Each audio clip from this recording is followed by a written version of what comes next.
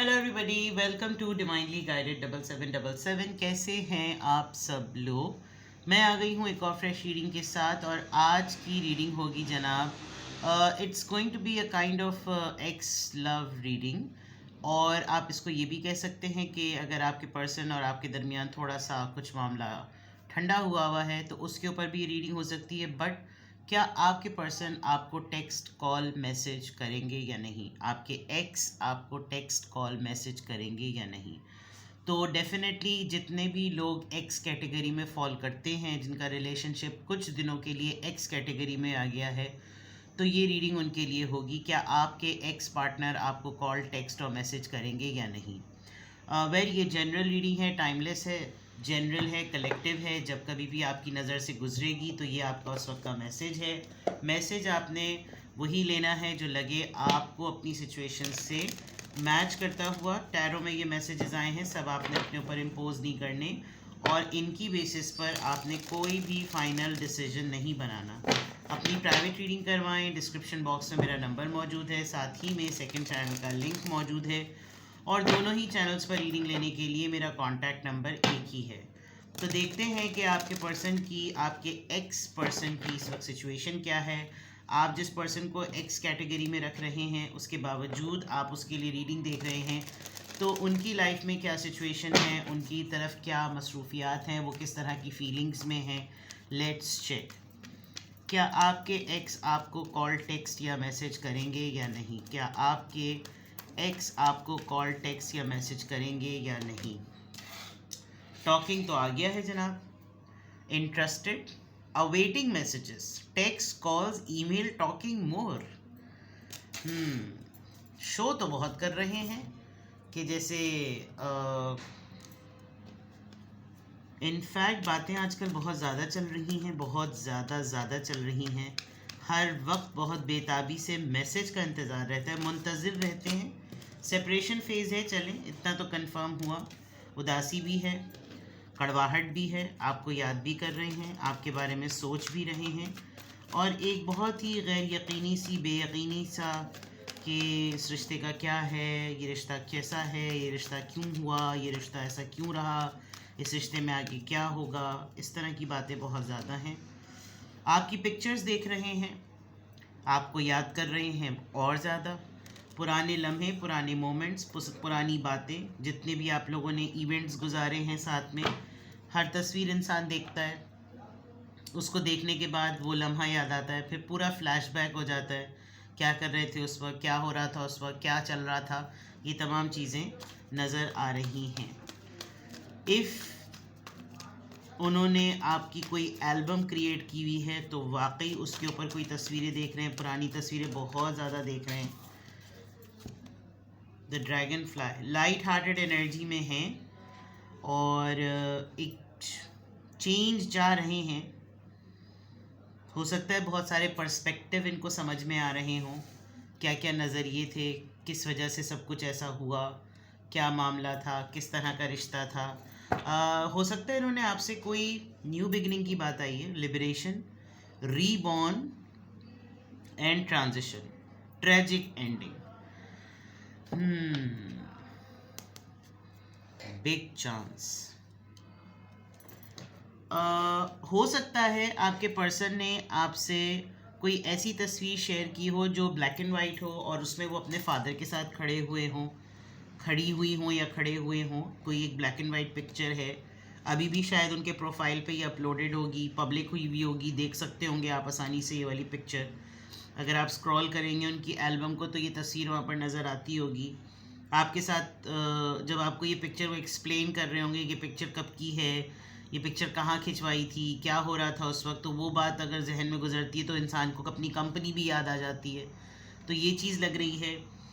Separation है, इससे तो नज़र आ रहा है कि आप लोग अभी बातचीत नहीं कर रहे और ये आपको क्या कॉल टेक्स्ट और मैसेज करेंगे, ये आपके कॉल टेक्स्ट और मैसेज का वेट कर रहे हैं, व्हाट्सएप का वेट कर रहे हैं। और इनको लग रहा है कि आप किसी न किसी सोर्स से ज़रूर कांटेक्ट करने की कोशिश करेंगे, किसी न किसी सोर्स से ज़रूर ऐसा होगा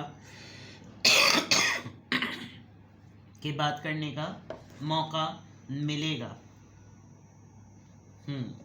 चलिए क्या आपके एक्स आपको कॉल, टेक्स्ट या मैसेज करेंगे? और मज़ीद एक्सप्लोर करते हैं, उनकी फीलिंग्स चेक करते हैं। क्या आपके एक्स आपको कॉल, टेक्स्ट या मैसेज करेंगे? आजकल तो व्हाट्सएप का दौर है, इंस्टेंट मैसेज। पहले कहते थे ना ख़त आदि मुलाकात होता, अब तो वीडियो कॉल भी कर लो तभी लोगों का दिल नहीं भरता। क्या आपके एक्स आपको कॉल, मैसेज या टेक्स्ट करेंगे? वेडिंग, किसी शादी में मसरूफ़ हैं, इस सिचुएशन में शादी इन्वॉल्व है। Forgiving and learning, free yourself, release your x. ये तो चाह रहे हैं कि इनका जहन उस तरफ ना जाए। मे बी आप किसी और से आपकी शादी हो गई है, जाहिर बात है एक्स कैटेगरी जब आ जाती है तो फिर तो एक्स कैटेगरी ही हो जाती है। और फिर उसके बाद दोनों में से किसी एक की सिचुएशन, किसी के साथ शादी हो गई, कहीं और ज़िंदगी बन गई।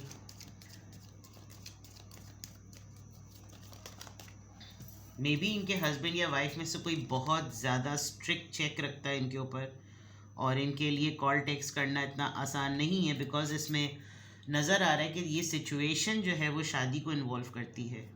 फॉरगिविंग एंड लर्निंग की अगर मैं बात कर लूँ तो कोई ऐसी बात हुई है यकीनन आप दोनों के दरमियान जिसमें ईगो का मसला बहुत होता है। जब कभी भी सोचते हैं, फ़ोन उठाते हैं, प्लान करते हैं कि कॉल कर लें, टेक्स्ट कर लें, मैसेज कर दें, व्हाट्सएप कर लें, वीडियो कॉल कर लें, वॉइस नोट कर दें, तो इनको अचानक से वो सब कुछ याद आता है और भुला ही नहीं भूलने वाला मामला हो रहा है कि भूल नहीं सकते हैं उस बात को, उस वक्त को, उस सिचुएशन को भूल नहीं सकते। वो चीज़ दिमाग में चल रही है, मुस्तकिल चल रही है, तो निकालना जहन से मुश्किल है और वो चीज़ें चलती रहती हैं माइंड में, आज़ाद नहीं कर पा रहे अपने आप को।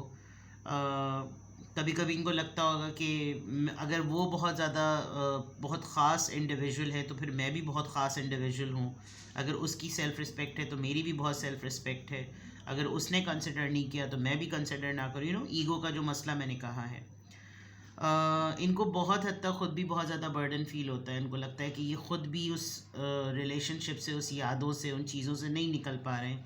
और आप timely day to day, day by day इनको जो है ना बहुत ज़्यादा अट्रैक्ट करने लगे हैं और इनको ज़्यादातर वो सारे मामलात और सारे लम्हात जो है ना वो याद आते रहते हैं। नॉस्टैल्जिक बहुत ज़्यादा होते हैं, बहुत ज़्यादा नॉस्टैल्जिया है कि पुराना लम्हा याद करना, पुराना वक्त याद करना, एक एक दिन कैसे गुज़रा, एक एक बात कैसे गुज़री, कैसे बातें की, कैसे गुफ्तगू की, कैसे वॉइस नोट्स एक्सचेंज किए, क्या यादें हैं, ये बहुत सारी चीज़ें। एंड आप बहुत ज़्यादा इनको अट्रैक्ट कर रहे हैं, बहुत ज़्यादा, ठीक है। तो याद तो आ रही है आपकी, आपको मिस तो बहुत ज़्यादा कर रहे हैं। तो ये जो लोग, जितने भी लोग एक्स कैटेगरी में फॉल करते हैं, थोड़ा सा ये भी है कि न्यू ईयर नाइट भी है, तो इंसान को ना चाहते हुए भी इंसान वो मोमेंट्स रिकॉल करता है जो उसने बहुत ही लाइट हार्टेड एनर्जी में, बहुत ही अडेप्टेबिलिटी में, बड़े मज़ेदार से उसने न्यू ईयर नाइट सेलिब्रेट की होंगी, इंजॉय किया होगा आप लोगों ने। और कुछ ना कुछ तो हर कोई छोटे से छोटे लेवल पर जो है वो कोशिश करता है।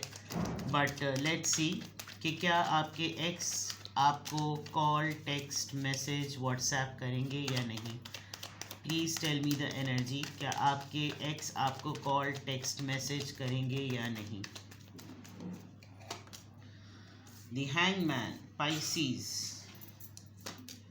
इनकी तो रीडिंग ही शुरू हो रही है हैंगमैन से। 3 of pentacles, 8 of cups, cancer, Scorpio, Pisces. 4 of cups, cancer, Scorpio, Pisces. Knight of Swords, Libra, Gemini, Aquarius and 9 of Swords। तकरीबन यहाँ पे एयर साइन, हाँ एयर साइन भी आ गया, फायर साइन है, फायर साइन नहीं है, एयर साइन है, पेंटिकल्स है और वाटर साइन है। यहाँ पर हैंगमैन, एक तो रीडिंग स्टार्ट ही लटकी हुई सिचुएशन से हो रही है, बहुत ज़्यादा फंसे हुए, बहुत ही ज़्यादा रुके हुए, ज़िंदगी में जैमर्स लगे हुए हैं, ज़िंदगी बहुत सारी चीज़ों का अंदाज़ा होने के बावजूद ज़िंदगी रुकी हुई है। क्या करूं, क्या ना करूं, क्या न्यू ईयर, क्या खुशी, क्या चीज़ें। जिसके साथ भी आजकल काम कर रहा हूँ, सब कुछ वही सब कुछ हो रहा है। रेपिटेशन है, कंटिन्यूस रेपिटेशन है, किसी चीज़ से कोई लगाव नहीं महसूस हो रहा। With this three of pentacles, नई पार्टनरशिप, नए लोग, हर दफ़ा नया कुछ सोचना बट घूम फिर कर वहीं आ जाना। ये इस बात को बहुत ज़्यादा फील करते हैं कि आपने जब इनकी ज़िंदगी से निकलने का फ़ैसला किया तो आप बहुत रिजेक्टेड फीलिंग में गए।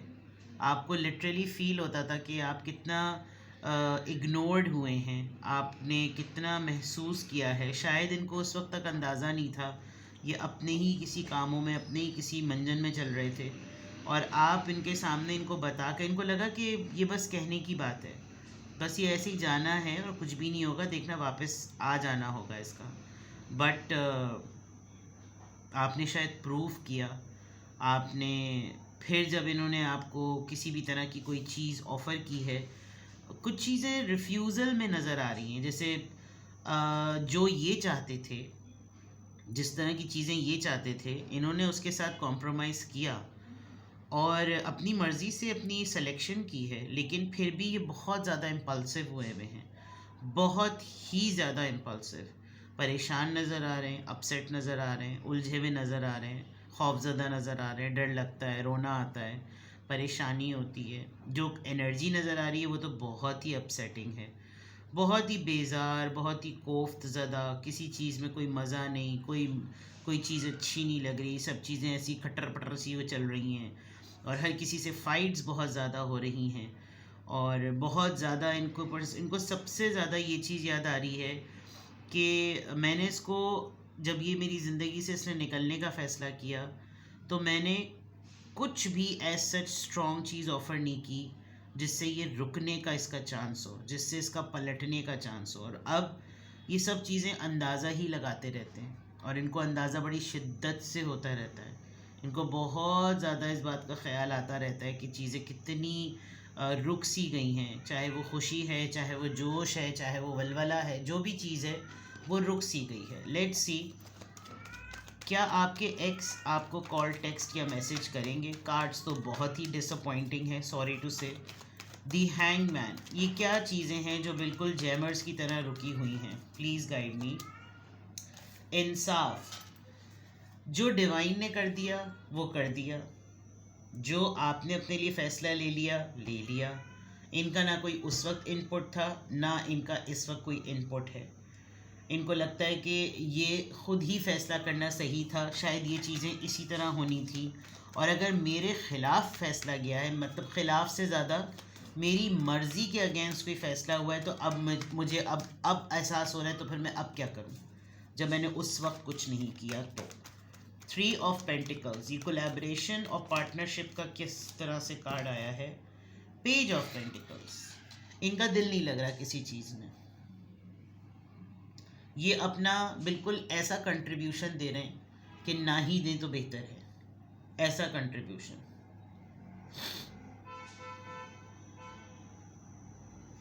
ना होने के बराबर, ना होने के बराबर। 8 ऑफ कप्स यहाँ पर क्यों आया है?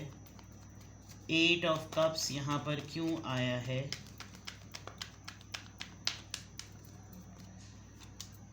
2 ऑफ सोर्ड्स, कंफ्यूज्ड, इनडिसाइसिव। जैसे मैंने कहा कि इनको जो सबसे ज़्यादा रिग्रेट और रिसेंटमेंट होती है वो यही हो रही है कि मैंने क्यों कोई ऑप्शन नहीं छोड़ा, क्योंकि ये ख़ुद ही इतने ज़्यादा कंफ्यूज थे। इनकी लाइफ में दूसरी प्रायोरिटी थी, नज़र आ रहा है। This involves wedding, that means कि ये कहीं शादीशुदा थे, ये शादीशुदा हैं, और 2 ऑप्शंस थे, 2 डिसीजंस थे, 2 चीज़ों में बट रहे थे, और इनको यही लगा कि ठीक है, अगर मैंने कोई फ़ैसला किया तो मुझे उसको ओन करना पड़ेगा, और अगर इसने खुद कोई फ़ैसला कर लिया है तो लेट इट बी। इन्होंने ना उस वक्त हाँ करी, ना करी, ना हूँ करी, ना चूँ करी, कुछ नहीं किया, एंड इन्होंने जाने दिया आपको।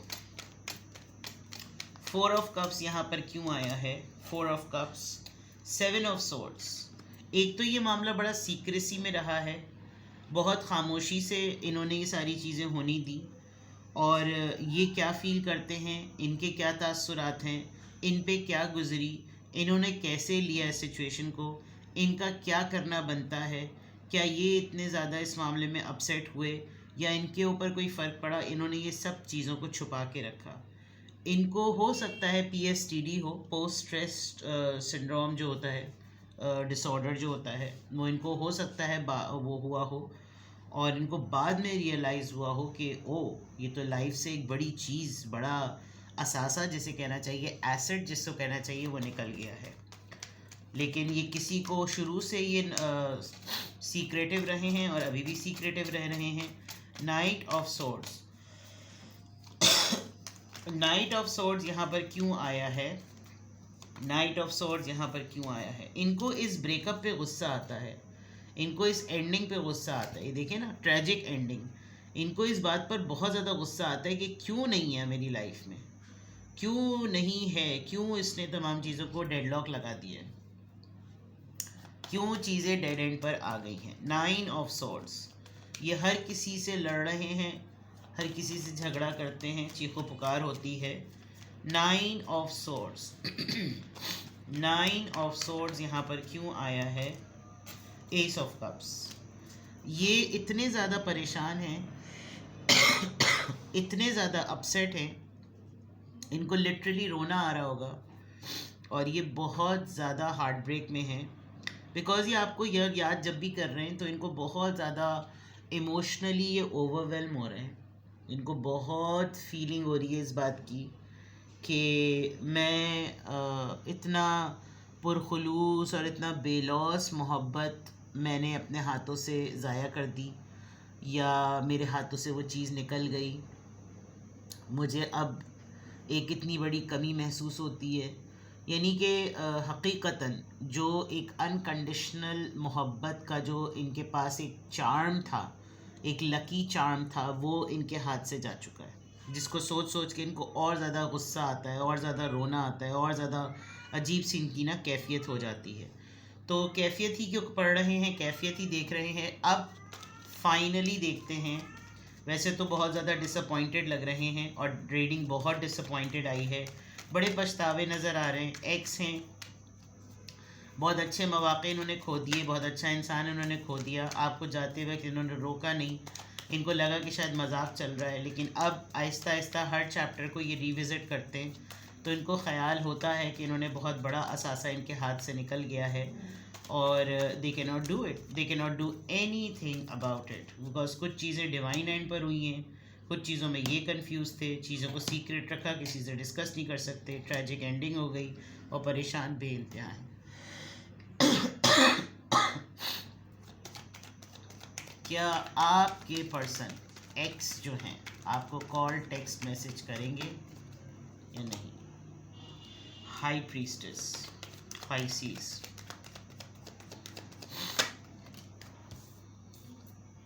Page of wands. देखें, आप जैसे पर्सन, आप दोनों का किस तरह का रिश्ता रहा, आप दोनों किस नौइयत के रहे। दे नो कि आप भी इनका वेट कर रहे हैं, तभी तो ये रीडिंग आई है। दे नो कि आपको भी इंतज़ार है, एंड बहुत सरफेस लेवल पर है कि ये सोचते हैं। आपको call, text, message, email, WhatsApp करने या ना करने की सबसे बड़ी वजह ये है कि ये आपसे बहुत ज़्यादा डरते हैं।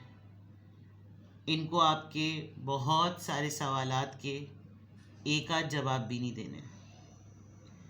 तो विद दिस हाई प्रीस्टेस आप सेंस कर सकते हैं कि ये कब आपको टेक्स्ट, कॉल, मैसेज करेंगे।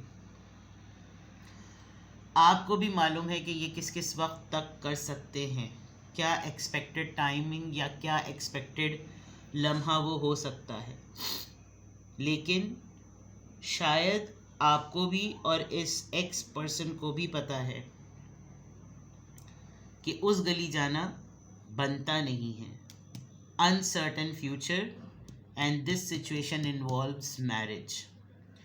तो आप दोनों में से ये किसकी है वल्लाह आलम, बट जो चीज़ें साइलेंट मोड पर हैं उसको साइलेंट मोड पे ही रखो, फीलिंग्स को सप्रेस कर लो, ज़्यादा बेटर है, क्योंकि कौन फेस करे।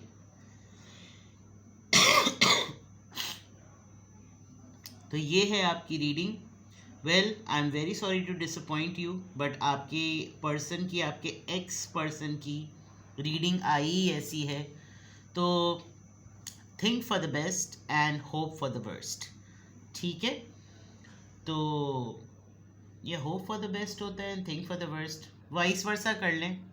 कभी कभी मुझे भी याद नहीं रहता। किसी भी पॉइंट ऑफ टाइम पे आपको लगे कि आपको मुझसे रीडिंग लेनी चाहिए तो आपको मुझसे कांटेक्ट कर लें। डिस्क्रिप्शन बॉक्स में मेरा नंबर दिया हुआ है। अपना बेहद ख्याल रखें। Bye bye.